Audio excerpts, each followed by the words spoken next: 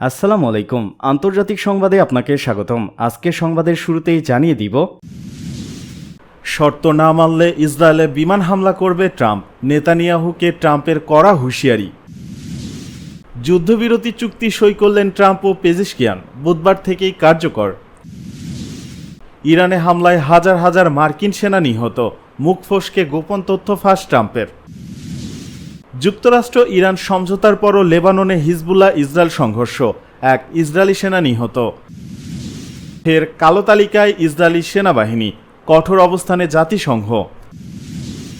Iran যুক্তরাষ্ট্রের সমঝোতা স্মারকের বিষয়ে যা বললেন শাহবাজ শরীফ। শর্ত না মানলে ইসরায়েলে বিমান হামলা করবে ট্রাম্প, নেতানিয়াহুকে ট্রাম্পের কড়া হুঁশিয়ারি। মধ্যপ্রাচ্যের ইতিহাসে এর চেয়ে বড় রাজনৈতিক ভূমিকম্প আর কখনো আসেনি। যে ওয়াশিংটনকে এতদিন ইসরায়েলের সবচেয়ে বড় ঢাল মনে করা হতো, আর সেই হোয়াইট হাউসই নেতানিয়াহুর পিঠে চূড়ান্ত আঘাত হানতে চলেছে।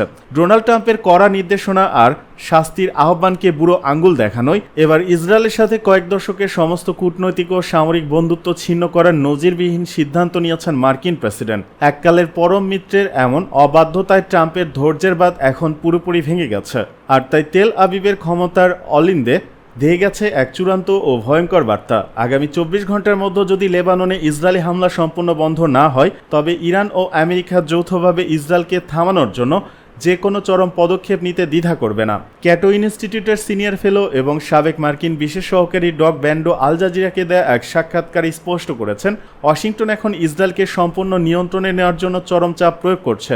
বৈরুত এবং দক্ষিণ লেবাননে যে নারকীয় তাণ্ডব চালানো হচ্ছে, যেখানে লাখ লাখ মানুষ নিজেদের বাড়িঘর ছেড়ে পালিয়ে যেতে বাধ্য হয়েছে, তার ডোনাল্ড ট্রাম্প আর কোনোভাবেই বরদাস্ত করতে চাইছেন না। ট্রাম্পের স্পষ্ট লক্ষ্য এখন মধ্যপ্রাচ্যের যুদ্ধ থামানো, কিন্তু নেতানিয়াহু নিজের বিচার এবং ক্ষমতা বাঁচাতে এই শান্তি প্রক্রিয়াকে ভণ্ডুল করতে চাইছেন। আর ঠিক এই কারণেই ট্রাম্প এবার নাটকীয়তার পথ ছেড়ে সরাসরি অ্যাকশনে নেমেছেন। তেহরানের সাথে হওয়া ঐতিহাসিক চুক্তিকে বাঁচাতে ট্রাম্প এখন এতটাই মরিয়া যে তিনি ইরানের সাথে একজোট হয়ে ইসরায়েলি আগ্রাসন গুড়িয়ে দেওয়ার ব্লু প্রিন্ট তৈরি করেছেন। হোয়াইট হাউসের অন্দরমহল থেকে এখন এক বিস্ফোরক গুঞ্জন ভেসে আসছে। ট্রাম্প সাফ জানিয়ে দিয়েছেন, তিনি বিশ্বমঞ্চে আর কোনো যুদ্ধ চান না। যদি ইসরায়েল আমেরিকার এই নির্দেশ অমান্য করে সাউথ লেবাননে যুদ্ধ চালিয়ে যায়, তবে 24 ঘন্টা পার হতেই ইসরায়েলকে দেওয়া সমস্ত আর্থিক সাহায্য ও অত্যাধুনিক অস্ত্র সরবরাহ চিরতরে বন্ধ করে দেওয়া হবে। শুধু তাই নয়, ইসরায়েলকে দেওয়া সমস্ত সামরিক সেবা ও গোয়েন্দা তথ্য আদান প্রদানও এক লম্হায় স্থগিত হয়ে যাবে। আর এর চেয়ে ভয়ঙ্কর তথ্য হলো, মার্কিন নির্দেশ অমান্য করে নেতানিয়াহু যদি মধ্যপ্রাচ্যকে আবারও উত্তপ্ত করেন, তবে ইসরায়েলের বিরুদ্ধে সরাসরি যুদ্ধ ঘোষণা করতে পারেন মার্কিন প্রেসিডেন্ট ডোনাল্ড ট্রাম্প। সামরিক বিশ্লেষকদের মতে, আমেরিকার এই বিপুল অর্থ ও অস্ত্র ছাড়া ইসরায়েল কোনোভাবেই দীর্ঘমেয়াদী যুদ্ধ টিকিয়ে রাখতে পারবে না। এতদিন কোনো মার্কিন প্রেসিডেন্ট যা করার দুঃসাহস দেখাননি, ট্রাম্প আজ নিজের শান্তিকামী নীতি বজায় রাখতে সেই চরম সিদ্ধান্তই নিতে যাচ্ছেন।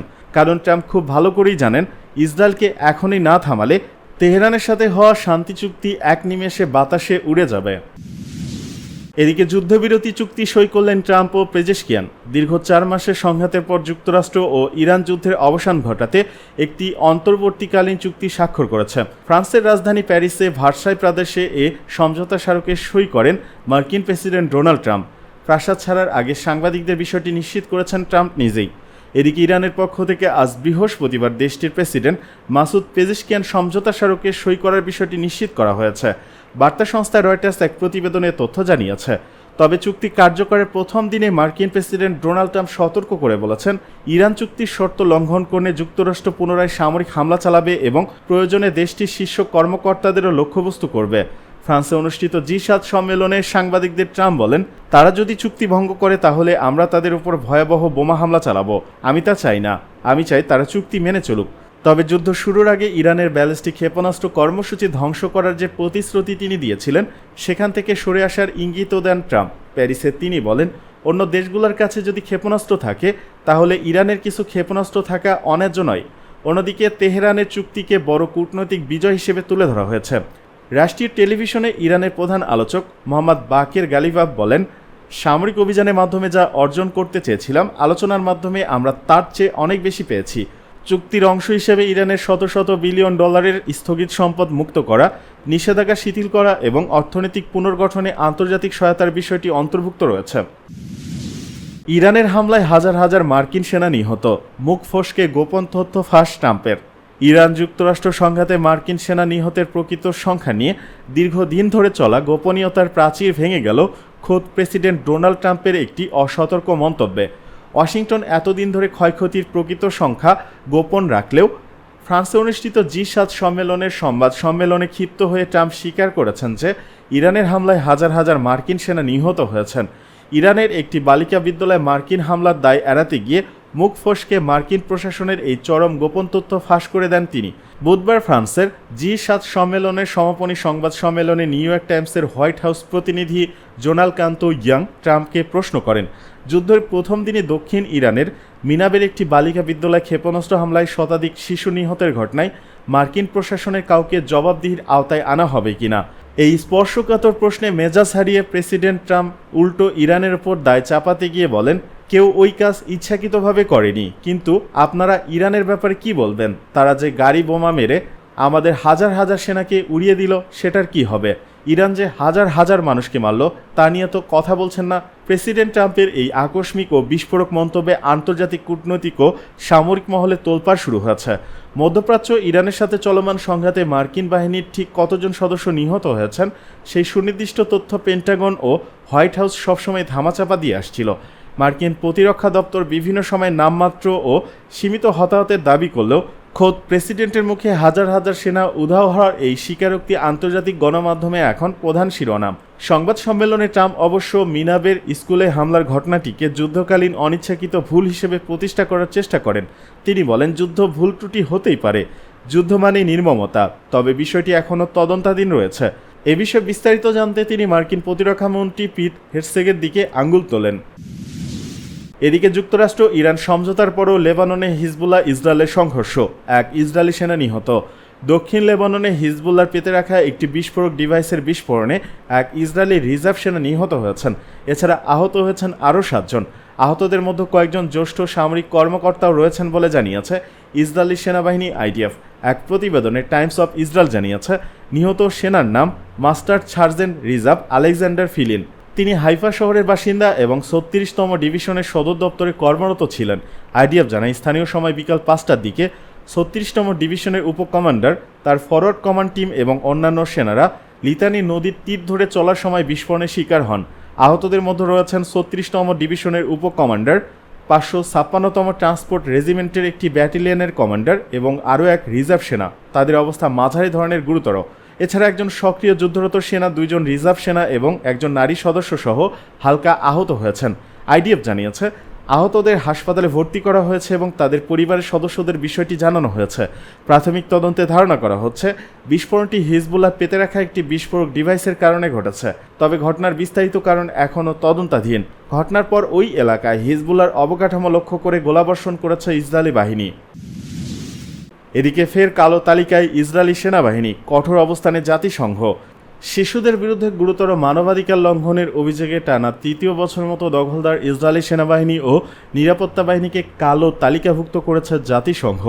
সংস্থাটির সর্বশেষ প্রতিবেদনে বলা হয়েছে, 2025 সালে বিশ্বব্যাপী শিশুদের বিরুদ্ধে সংগঠিত গুরুতর লঙ্ঘনের ঘটনা রেকর্ড পর্যায়ে পৌঁছেছে, যার সবচেয়ে বেশি ঘটনা ঘটেছে ইসরায়েল ও অধিকৃত ফিলিস্তিনি ভূখণ্ডে।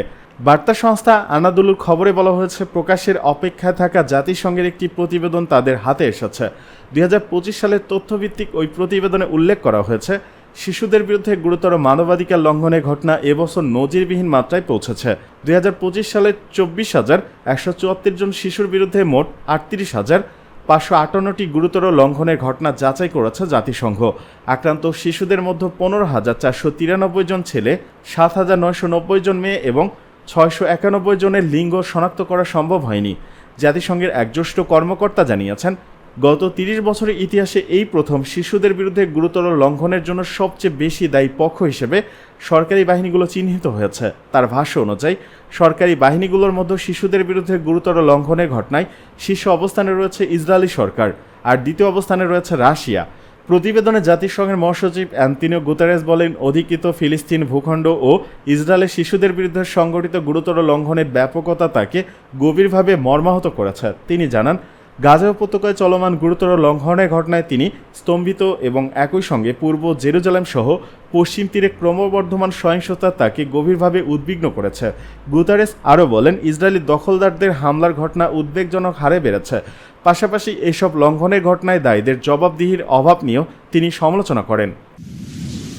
আজকের সর্বশেষ এবং গুরুত্বপূর্ণ সংবাদে জানবেন, ইরান যুক্তরাষ্ট্রের সমঝোতা স্মারকের বিষয়ে যা বললেন শাহবাজ শরীফ।